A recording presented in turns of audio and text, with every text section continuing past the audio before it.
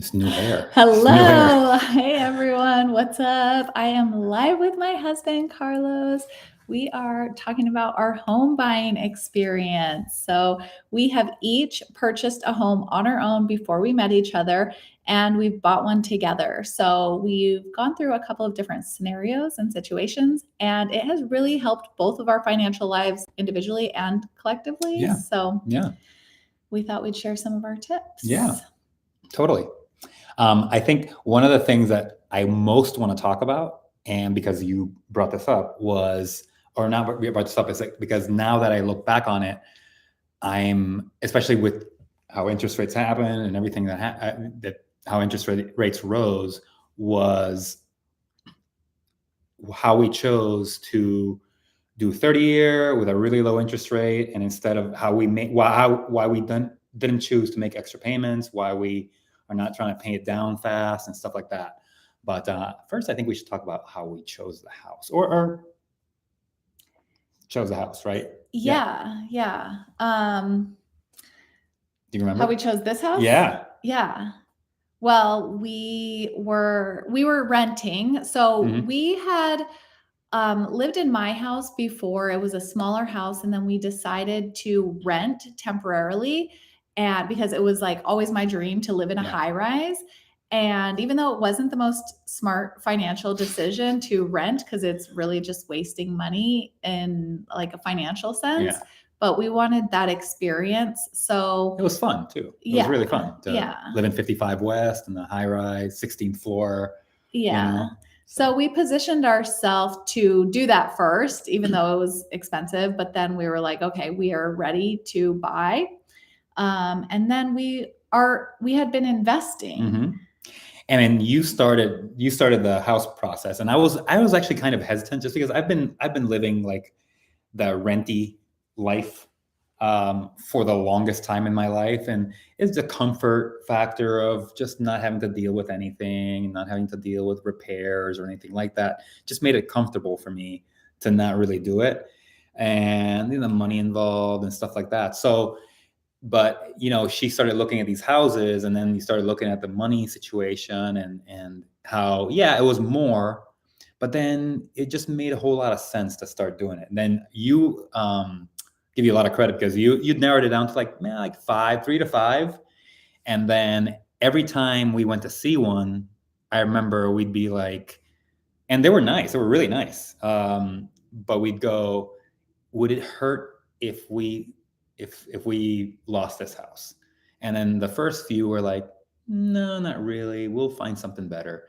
And then finally there's one day I remember, I forgot what we were doing, like we are just talking or whatever, and then or like we were about to go to bed or something, and I said, would this one really hurt to lose?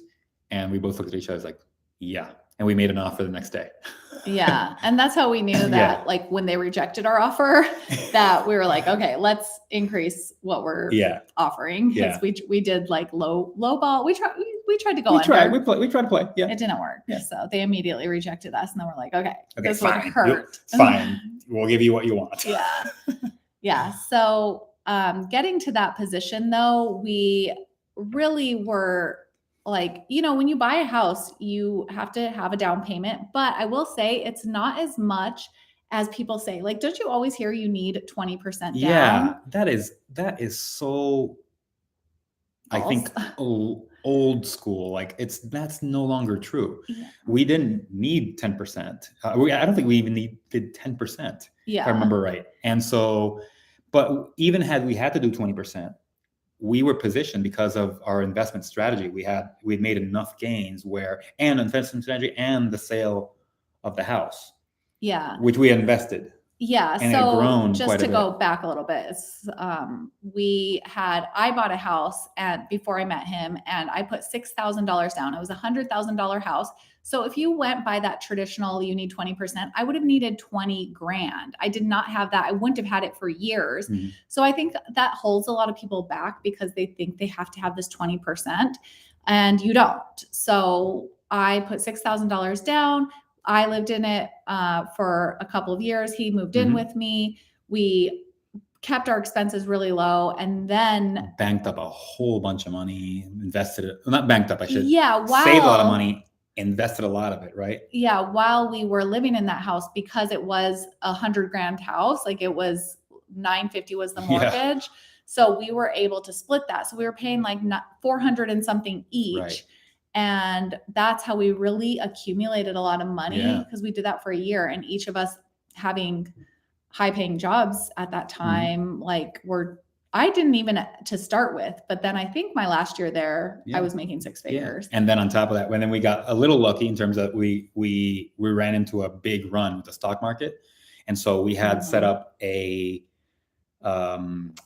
joint account, that's an investment account, brokerage account. I'm sorry, that's kind of like our, I should say, we have our spending money account, and so it just grew and grew and grew like a ton. I mean, probably about a couple $100,000 if I remember right. Yeah. Maybe like $150,000 to $200,000. So it grew so fast and so quickly that we had a lot of money, like quite a bit of money to play with in terms of buying a new house. Yeah. So that's why I really encourage people to have not only a retirement account, but a brokerage account, because there's a lot of things that you're going to want between now and retirement. And that has really helped us buy a house, because we took gains from that and put the down payment on our house. We bought all the furniture that we needed for it and just like painted this office. Yeah. I mean, we probably spent, I forget what the actual dollar amount was, but we bought the house. And then on top of that, we kind of set like a little money goal that we wanted to spend to renovate or just make improvements, or like 25,000 or 30, something like that. And we went over it, but we still had the cushion because we had invested. So I mean, all investment gains really got us a down payment for the house, got us all the home improvements we made. We bought a hot tub with it. We painted this. We made a whole bunch of different improvements with just the investment gains. Yeah. So it's like investing is incredibly rewarding if you do it consistently. You can benefit way before retirement, because that's another thing I hear people like don't want to lock up all their money for retirement. So neither do we. Yeah. Yeah. No, I don't want to wait until I'm old.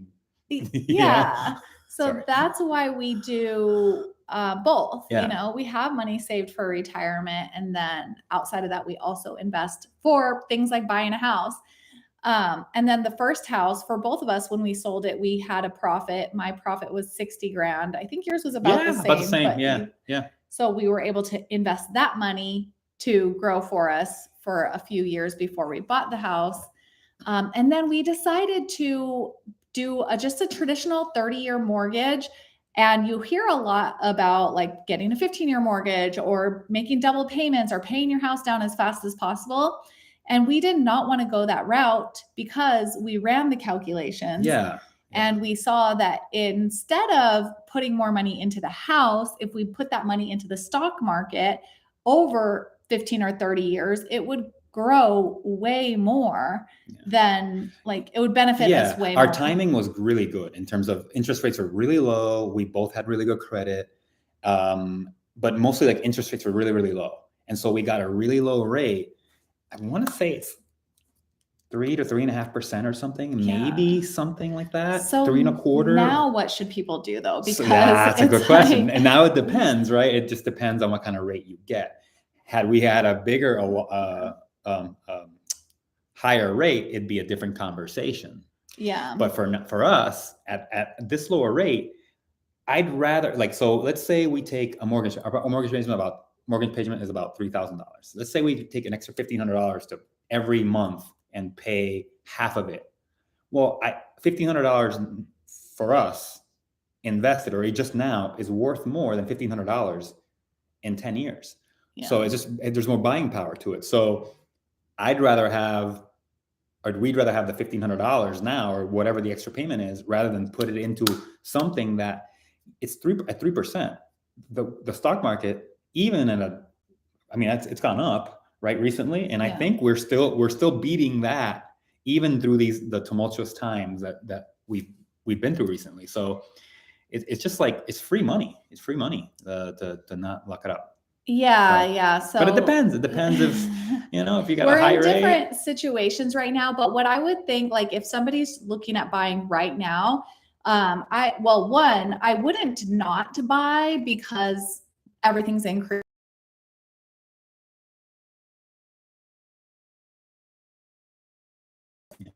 Yeah, and I remember with some hesitation about buying a house, I went through it where I bought a condo in Atlanta, bought it as a foreclosure, but then bought it right before the bubble, right before the $50,000 within like a minute, and then I think it's worth like something.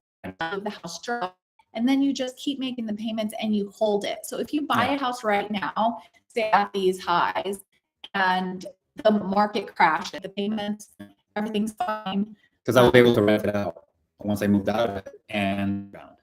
Yeah. So I think that, and then you have to think about how much you're spending in rent, because you're probably paying what you could pay on a mortgage.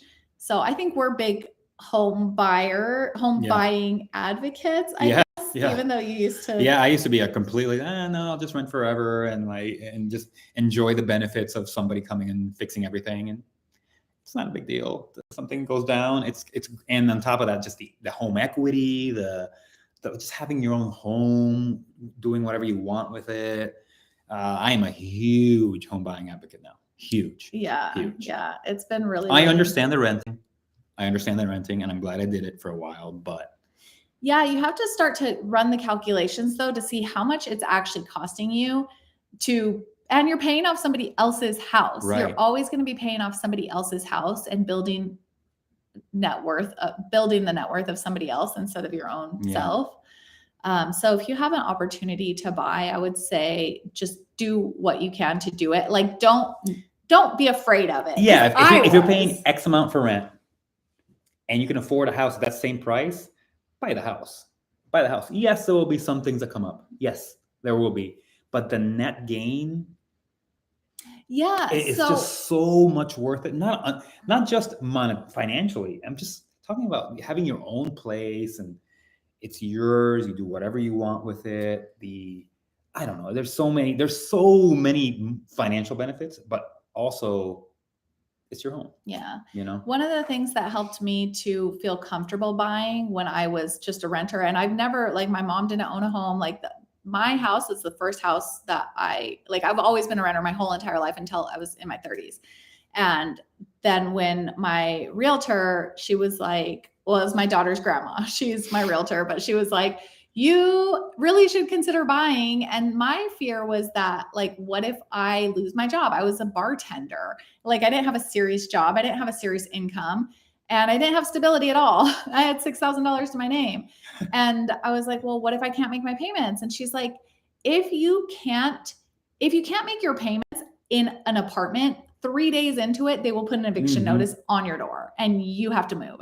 In a house, if you own a house and you can't pay, I don't even know the process, but it's like months. It's in the bank's best interest. Everything I've ever read is it's in the bank's best interest for you to stay in your home and have them get money for it. Yeah. So rather than have a foreclosed piece on there and have it just build up and not get any income from it. There's just too much incentive for them. I mean, much like a renter, I guess. Yeah. A landlord. That helped me to have the confidence to, like, go ahead and buy, and then realizing, like, I'm spending this money anyways. I could actually spend less. You probably would spend less monthly on a mortgage than you are spending on rent, because the person you're paying rent to is covering their mortgage. Yeah, that's what I did.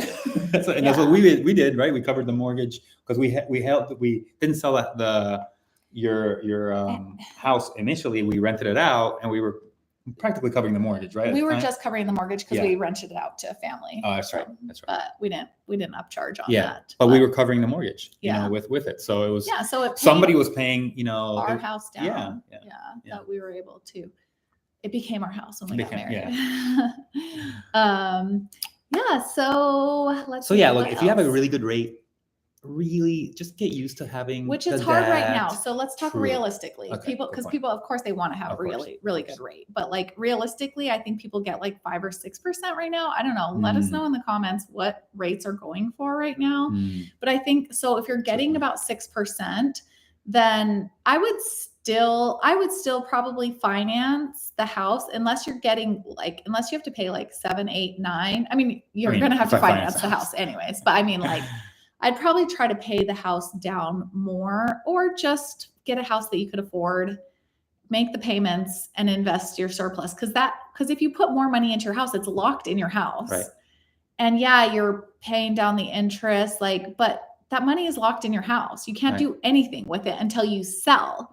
And so you may as well just make your normal payments, I think, and then give yourself that cash freedom to, because you're going to pay down the house. Do whatever you want with it, like have fun enjoy with it, your enjoy life. life. You know, it's a bunch of different things. Yeah. So I think that's pretty much it. Like, I don't know. Do you have anything else? Let's see. We took some notes down. Yeah, we're like looking at our notes.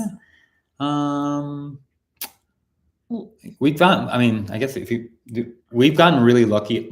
Part of this has been really lucky too, because we happened to buy right before, maybe not right before, but as the early adopter curve was going up and house prices were going way high. So we happened to get really lucky at the timing we had. But you never know. But you never know right now too. So it's happened so often while I've been alive that people get lucky and stuff goes up immediately or not immediately, but like throughout even if I had kept my old condo, bought it in 2008, and before the crash at 130, I think it was 135. I think it's worth $500,000 now. So 15 years later, made $350,000 on it. You know, it's just. And that house that I sold, it was a 1-bedroom condo, by the way. I thought I was like making $60,000 when I sold the house. Now it's going for $250,000. I bought it for $100,000. I sold it for $160,000. Right. Now it's at like $250,000. So the houses just go up in price, like in value over time. There's going to be dips, but yeah. And not every house. On this note, we should buy another house. if we have extra money, we should do it. Yeah. But right now we're investing in my business. Yeah. So that's pretty much where all our extra cash flow is going. Yeah. But when it's not, then we will buy another house. Yeah. And and have a second home. Yeah, totally. And not a third. I don't want to get into being a landlord and like have multiple properties, but like a couple houses. So. Anyways, if you're catching this on the replay, drop any comments and I will be answering them. And we're just encouraging you to buy a home, invest also, because investing can speed up the process to buying a house. It can also help you to grow your money and your net worth. Yeah. If you're looking to buy a house in 5 to 10 years or 3 to 5 years or whatever, however long, I can't encourage investing enough, because as a former skeptic, as a guy who basically kept in his checking account and didn't do anything with it, I've seen the power of it. And basically it's paid for, actually, it's not basically, it did. It paid for down payment on this house, several payments in this house, all the improvements we made. We invested for 5 years and then we bought a house. Yeah. And with our purely from market gains. Yeah, all market gains, period, is what bought this house. Yeah. You know, so in its entirety. Yeah. I know people always say not to invest for short-term goals, but we do. We do. And it's worked, but it might not always work. But that's where it's like you have to be flexible with the short-term goal. Like if the market crash happened before we bought this house, we just probably would have rented for a couple more years until it came back up. Yeah. And then we got the gains from it. So as long as you're flexible with the goal and know that it could crash and you might not have it exactly when you want it, then I think investing can really, really help accelerate the process. And if you get more invested because you're motivated for a specific purpose, then you're like, oh, because I wanted to start my business. I think that was the big motivator for investing.